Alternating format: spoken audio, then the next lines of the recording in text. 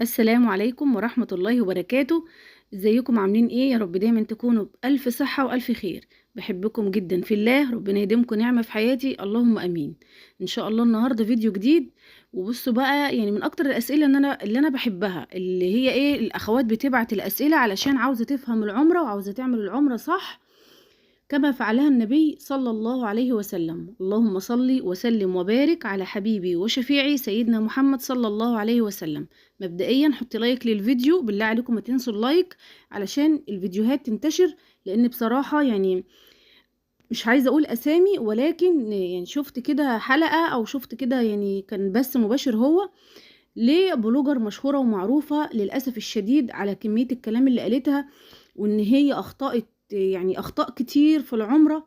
وانا المفروض ان انا ده دوري بقى، وده يعني بصوا انا بتضايق جدا. وبصوا انا عمري ما بقول لا في الخاص ولا في التعليقات، واللهم لك الف حمد وشكر ان انا برد على كل الناس. فعايزين يبقى عندنا توعية وعايزين يبقى عندنا وعي ومحدش يغلط اي خطأ في العمرة. يعني هي بتقول ان هي راحت ومعرفتش تعمل العمرة وبقت ماشية تايهة وماشية مش مع الجروب، وراحت وجات، يعني اخطاء كتير جدا جدا جدا، ربنا يغفر لها. ولكن اللي احنا عاوزينه ان احنا بنتعلم من اخطاء بعض، فاللي غلط من حاجة يا ريت يعرفنا هي ايه الغلط، واحنا ننوه عنه اخواتنا الباقيين علشان محدش يغلط اي غلط خالص في العمرة. فمن ضمن الاسئلة اللي جات لي، بتقول لي يا ام روضة، انا دلوقتي بطوف حول الكعبة والدنيا زحام جدا جدا جدا، فدلوقتي انا وضوئي انتقد وانا بطوف حول الكعبة. كنت في الشوط الخامس او السادس، اعمل ايه دلوقتي؟ اكمل والدنيا زحمة جدا، لو انا خرجت مش هعرف ارجع ولا اخرج؟ هي عايزة تكمل، يعني انا شايفة من سؤالها كده ان هي كانت حابة ان هي تكمل. فهي هتعمل ايه؟ عايزة اقولك بس كده على نصيحة صغيرة قبل ما اكمل او ارد عليكي. نصيحة بس لكل اخواتي اللي طالعين العمرة: قللوا الاكل شوية، قللوا من المسبك، قللوا من اللحوم، خلي اكلك كله خفيف علشان تقدري تفضلي على وضوئك اطول فترة ممكنة. خلي اكلك الفترة اللي انت قاعدة فيها للعمرة هيلثي وصحي. ما تتريقوش. خلي اكلك خفيف، جبن، سندوتش، حاجات كده بسيطة، تمر وماء، علشان تقدري تحافظي على وضوئك. الدنيا زحام جدا فعلا، وصعب جدا ان انت توصلي للحمام اعزكم الله، او دورات المياه، او حتى الوضوء، وترجعي تقعدي في نفس المكان اللي انت كنت قاعده فيه. فعلشان تقدري تبقي ثابته كده على وضوئك، خلي بالك من اكلك وخلي بالك من مشربك. وما تشربيش البان لو انت بتتعبي منها او بتعملي غازات، لو انت عندك قولون عصبي، لو انت عندك علاج خدي العلاج بتاعك وخدي الادويه بتاعتك. ده السؤال الاولاني، وحبيت ان انا اقول النصيحه دي في اول الفيديو. بعد كده السؤال اللي بعد كده، طبعا انا مش ناسي السؤال الاولاني، بس حبيت ان انا اقوله لكم برضو في الاول. السؤال التاني معايا بتقولي اعمل ايه في الزحام الشديد والتلامس والتلاصق ما بين النساء والرجال. هي طبعا يعني ما سالتش السؤال ده غير من حيائها ومن عفتها، وان هي خايفه ان هي تشيل ذنب ان هي لو التمست او التصقت باي رجل غريب عنها طبعا، ايه، اثناء الطواف او هي بتأدي مناسك العمره.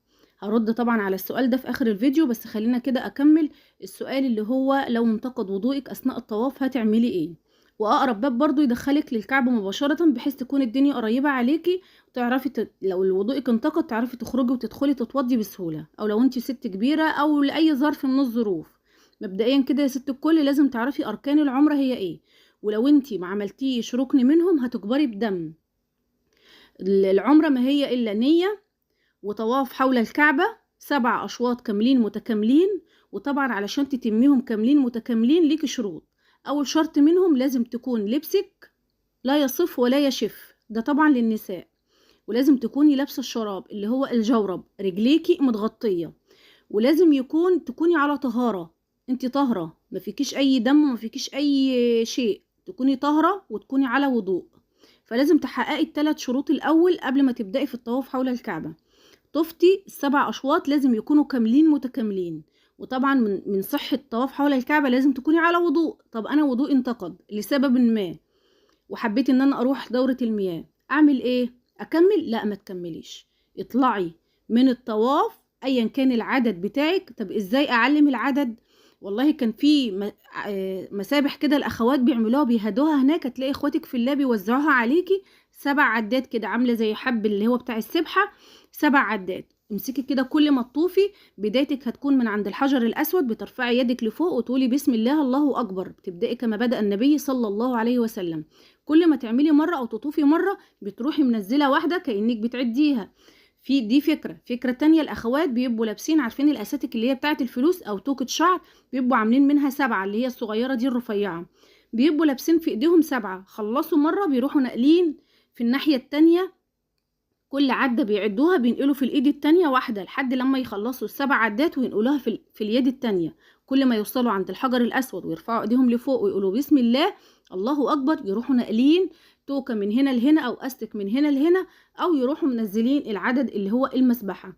في أخوات تانية قالت لا أنا بيبقى معايا قلم وبعلم على إيدي كده إن أنا كده عملت أول مرة أو تاني مرة.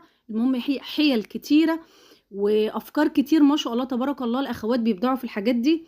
فركزي كويس جدا وانت بتطوفي حول الكعبة او انت بتعدي الطواف حول الكعبة بتاعك. هعمل ايه دلوقتي؟ هتخرجي من وسط الزحام كده بالراحة من غير ما تزقي، وتروحي تتوضي وترجعي تاني تكملي العدد. طب هبدأ تاني من الاول، انا كنت في الخامس هبدأ تاني من اول واحد. علماء اجازوا وقالوا تخفيفا عن المعتمرين هيكملوا الخامس بس اللي هم سابوه. علماء تاني اجازوا قالوا لا لازم يبدأوا من اول الطواف تاني، من اول واحد، من اول العدة رقم 1. ولكن الرأي اللي بين الجمهور دلوقتي ان انت بتكملي من مكان ما سبتي العد بتاعك. لو انت سبتي العد الرقم الخامس بترجعي تعيدي بس الخامس اللي انت سبتيه فيه. اتأكدي من عدك، اتأكدي يكون طوافك سليم، اتأكدي ان انت عاملة كل حاجة صح، علشان لما ترجعي كده بالسلامة ان شاء الله تكوني مطمئنة ومرتاحة البال ان انت اديتي عمرتك صح. فالله يرضى عليكي ارجعي توضي وارجعي كملي عد تاني وخلصي الطواف بتاعك. لازم يكونوا 7 أشواط كاملين متكاملين.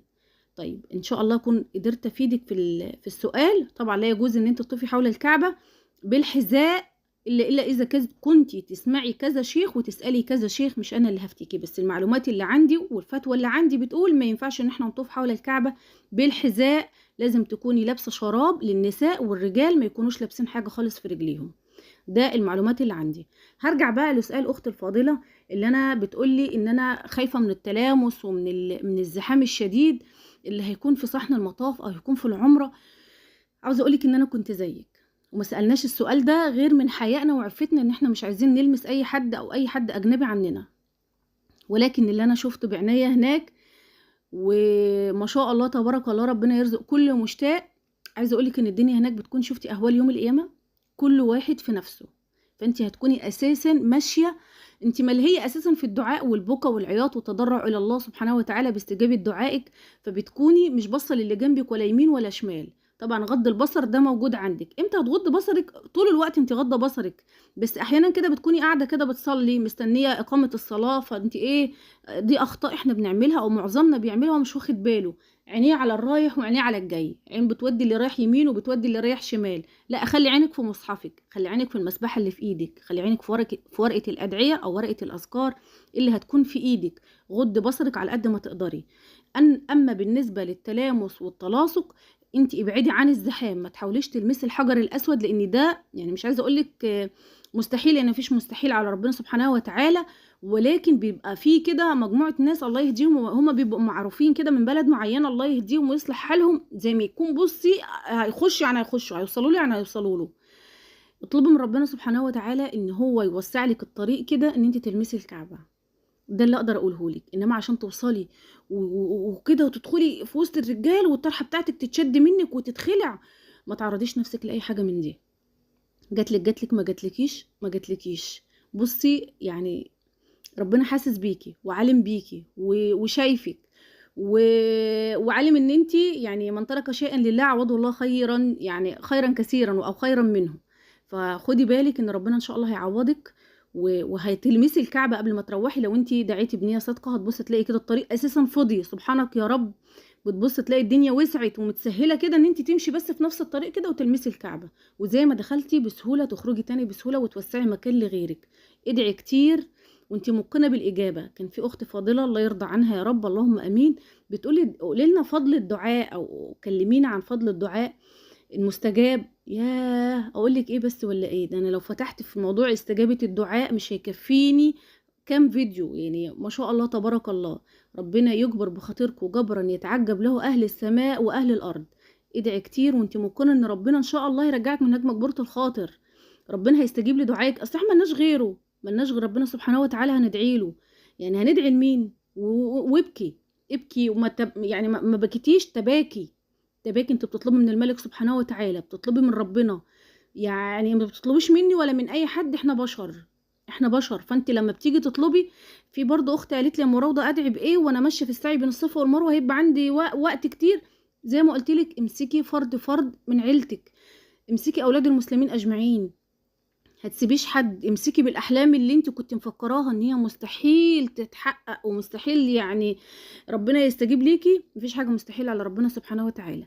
ادعي وانت موقنه بالاجابه ان ربنا ان شاء الله هيستجيب لك وهيجبرك وهيكبر بخاطرك ويخلف عليكي ان شاء الله باذن الله بكل مصاريف العمره. هتعيشي في نعيم وسعاده، واحلى قرار هتكوني خدتيه في حياتك فهو قرار ان انت طلعتي العمره. فنصيحه من اي حد، ادعوا وانتم موقنين بالاجابه.